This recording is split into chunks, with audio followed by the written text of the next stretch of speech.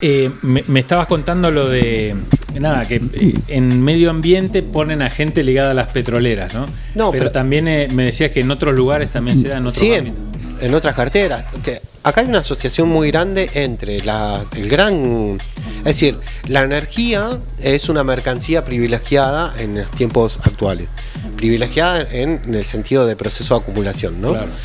Y quienes se desarrollan dentro de la energía y la energía fósil, sobre todo. Quienes se desarrollan mucho más ahí, hay una asociación entre las multinacionales, las grandes multinacionales petroleras, y los otros grandes ganadores de este tipo de explotación es la clase política, que generalmente se convierte en empresaria de servicios. Si uno va y hace el ejercicio de quiénes son los dueños de las diferentes empresas, y se va a encontrar, en Neuquén te vas a encontrar que varias empresas de servicios petroleros corresponden al ex ministro de Energía, Guillermo Coco, que Crexel es una de las empresas de servicio que más ha crecido en toda la cuenca, si no la que más creció. Que son los sobrinos del ex gobernador Jorge Zapac. Es decir, si uno va a ver quiénes realmente pueden hacer negocios prestando servicios, y se corresponde bastante con la clase política, y los servicios son muchos, lo que mueve, porque ese es uno de los grandes puntos, es que la explotación de hidrocarburos no convencionales con el método de fracking requieren de mucha infraestructura y de mucha mano de obra. Es decir, no es comparable al convencional en las dimensiones. Entonces eso también requiere de mucho más empresas de servicios, ¿no? Coco era el que se enojó mucho, recuerdo hace muchos cartagos atrás, cuando en una audiencia pública le hablaron del agua contaminada. Me acuerdo que pegó el grito en el cielo. Bueno, él es buen patrón de estancia, digamos, entonces no tiene ningún tipo de correlato político diplomático, pero recuerdo cuando empezaron a aparecer los temas del agua contaminada o la destrucción del medio ambiente, eran de los que hablaban de que ese agua se podía reutilizar. Y me acuerdo mucho, corregime, de un personaje bastante infame que era Esquivel, que también hablaba de que era agua con la que uno se podía hasta bañar, ¿verdad? Hoy eso ha quedado también bastante descartado, ya nadie se atreve a así como hay un consenso de que el fracking es lo que nos salva, también es real de que ellos han ya sepultado esa idea de que el fracking no contamina o no trae desastres ambientales. Claro, sí, pero estamos en la etapa de, algunos le dicen posverdad, yo le digo desmemoria colectiva y selectiva. Recordemos que cuando llegó el fracking a la región, los discursos como el que vos marcabas de Ricardo Esquivel, eran con afirmaciones muy potentes. Bueno, yo creo que el que más recuerdo es el de 0% de probabilidades de sismos. Claro. Ese es una publicidad que, digamos, hubo un organismo que es el Instituto Argentino de Gas y Petróleo, que sacó un manual que armó el guión, y ese guión se lo distribuyeron entre las empresas y los estados. Ese guión fue el que después devino en todas las publicidades y el que se traducía también en muchas publinotas en los medios tanto nacionales como regionales. Entonces todas esas afirmaciones que hoy se van cayendo... ¿Cómo dijiste? Publinotas. Publinotas, claro. Muchos son publinotas, claro. Sí, claramente. Son notas... pautadas. Claro, o la empresa paga tanta publicidad en el medio que se convierten en pasquines. Vos vas a ver quiénes son en los suplementos de energía de los dos principales medios regionales, quiénes son las fuentes que se utilizan, y siempre es o el Estado o las empresas. No existen otras fuentes. No existen los trabajadores en conflicto, no existen los campesinos, no existen las comunidades mapuche, no existen. Las fuentes son simplemente esas. Y en el caso de los sismos, que nada, no sé, este trabajo que han preparado de Sausal bonito. 0% de sismo, decía YPF, y hoy tenés 130 sismos, más de 130 sismos en lo que va del 2019. ¿Eso es en Sausal Bonito o en otro lugar? Es en la zona de Sausal. Vos tenés ahí dos play masivos, uno es Sausal Bonito y otro que entró en etapa masiva ahora, que se llama Guada Pichana Este. Se ve que la reactivación de fallas está en esa zona y se está moviendo en los dos lugares. Por un lado, con el epicentro en Sausal Bonito y con el otro lado en el epicentro en Aguada Pichana. Tocaste un tema que me parecía muy importante para cerrar esta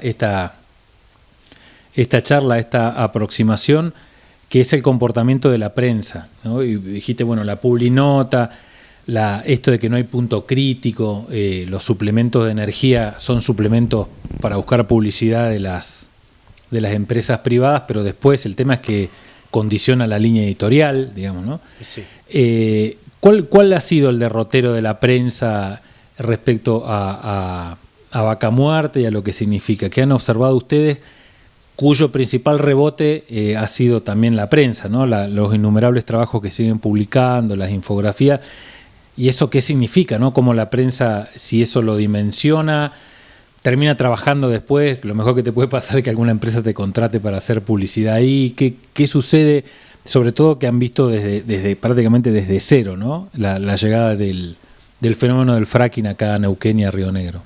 Bueno, creo que un caso paradigmático se da en la situación de uno de los matutinos, donde quienes dirigían la sección de energía pasaron a trabajar directamente a la empresa, en este caso a la empresa YPF. Los que dirigían el suplemento después son parte de la empresa. Claro, pasan a trabajar directamente a la empresa. Se fueron, digamos, la empresa los llevó. Pero ese no sería el problema, porque yo creo que no hay que centrarse en la mirada que puede llegar a tener un trabajador cuando los medios son empresas. Me parece que los grandes negociados ahí pasa detrás de quien instala una línea editorial. Y en esa instalar la línea editorial la instalan los dueños y los empresarios. En ese sentido creo que hay que ver cómo esa lógica de la comunicación y del periodismo a cargo de las empresas y muy poco posibilidades de tener medios estatales que estén con independencia periodística, sino también, digamos, se comportan muchas veces los dirigentes de los gobiernos se comportan como empresarios hacia las áreas de prensa del propio gobierno. Entonces vos ahí tenés un bloque de comunicación muy importante que está en manos de quienes tienen el poder económico. Son las líneas editoriales las que manejan y que no son los trabajadores. Poco, entre trabajadores podemos tener diferentes miradas políticas y que requiere también tener diferentes miradas sobre qué hacer con Vaca Muerta, digamos. Algunos dirán que hay que explotarlo, otros que no, digamos. Esos son diferentes miradas. Claramente... Claro, yo creo que el conflicto, esto sin ahondar, pero como para hacer una reflexión, es si te vas a poner la camiseta de eso o no. Porque en algún momento creo que hay una cuestión ahí subjetiva, del fetichismo a la mercancía, de decir, bueno, no, pero es esta, no seamos hippie, hay que esto sí o sí hay que explotarlo, ¿no? Y se empieza a caer en una especie de redundancia cíclica respecto a un tema que es muy delicado y que aparte afecta literalmente a personas de carne y hueso que viven ahí y después en un término futuro que no sabemos dónde estamos parados. Las consecuencias loma de la lata todavía no las estamos viendo y es un desastre. Yo recuerdo los expedientes cajoneados del sovichismo y un costo ambiental que va a estar décadas pagándose. Después se habla desde la ruta de la trata hasta los quilombos en Rincón. Y decís, bueno, ¿y cuánta prensa tuvo información en un principio y la fueron cajoneando? Entonces, ahora que tenemos esta explosión de quilombos ambientales, sismo y todo, digo así, pero hace un montón que hay gente que está trabajando. A eso es lo que yo voy, creo que está bueno poner el punto de tensión, donde vos decís, bueno, es mucha guita, yo pago un alquiler, tengo hijos, no me alcanza, estos son 50, 60, 70, 80 lucas limpias y la verdad, luego que es un re laburo y me sirve para profesionalizarme, pero también está el tema de que creo que ahí está la discusión, si querés, más epidérmica, epitelial, que es, bueno, y tu subjetividad, digamos, es el planteo, porque si no estamos siempre hablando del mal menor y es un desastre, la verdad que es un desastre. A mí me produce mucho escozor el tema de la llegada a la base militar, porque sé que es un tema real, concreto y que ya está planteado por una órbita de poder que a nosotros no tenemos acceso en lo cotidiano. El hecho de que se vea con alegría que el FBI asesore fiscales, o el hecho de que una persona como Jerez diga dimos con la pata de la RAM y hablen como... ¿Y ahora dónde se meten? Que todo eso se cayó, ¿me entendés? Ellos ganan en la prensa, en lo judicial pierden, cuando tienen que mostrar papeles pierden. Digo, sí, ¿y la prensa qué va a hacer? Toda esta prensa que agarraba y bancaba la represión en Vaca Muerta, la estigmatización de las comunidades. Siempre planteo para el Winnow Yupantu, tenemos boche de suplemento y re buena onda. Ahora, cuando hay un mapu tomando un terreno, es una invasión a la propiedad privada. Y eso es lo que yo me gusta poner en tensión y siempre tengo el ejemplo de Opsur, ¿no? Pero acá hay data, esto está no es una afirmación empírica, acá hay información real. ¿Cuánto hace que Opsur está hablando de los sismos, por ejemplo? Hace un montón que están hablando de los sismos. Y lo anticiparon hace años, de la contaminación. La expresión zona de sacrificio es de la vieja revista de hidrofractura de Opsur. Sí, sí, eso porque se hace este ejercicio, ¿no? De decir, bueno, ¿quiénes aparecen? ¿Cómo hacemos el periodismo? ¿Quiénes aparecen y cómo aparecen? Generalmente hay un montón de sectores que aparecen siempre o muy estigmatizados, es decir, las comunidades mapuche, algunos sectores desocupados o algunos campesinos, siempre sumamente, o lo que las nuevas figuras que se han creado ahora, que son los ambientalistas. Todo eso aparece siempre muy estigmatizado, muy infantilizado, ridiculizado. El abordaje periodístico tiende a eso y generalmente en su gran mayoría de las notas, y esto uno lo puede incluso chequear, son generalmente quienes aparecen en esa nota, son o los funcionarios o las empresas. No aparecen los otros sujetos, no están. Y ese mismo ejercicio ocurre, por ejemplo, con las situaciones de Estados Unidos. ¿Qué hace lo que hacemos nosotros? Mostramos lo que ocurrió en Estados Unidos. Cuando nos están diciendo que acá no iba a haber sismos, nosotros estábamos viendo lo que estaba ocurriendo en Oklahoma, donde llegaron a tener un sismo de 7.2, con empresas que tuvieron que salir a pagar, con enjambres de sismos por un montón de lados, lo que pasa en Alberta, lo que pasa en China.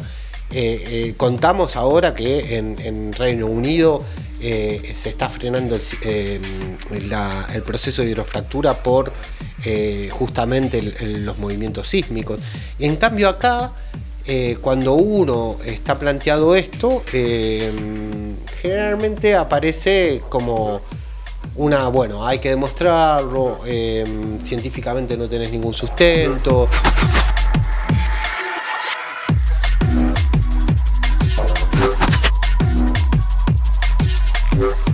Entonces, si no hay una discusión seria que tome todas estas cuestiones en la mesa de juego y solamente nos vamos a llevar por lo que marca el comportamiento o los lineamientos de las empresas, estamos muy complicados. Martín, mil gracias. No, faltaba más. Gracias a vos. Nosotros nos vamos a despedir hasta la semana que viene acá por nuestro canal con más Cartago.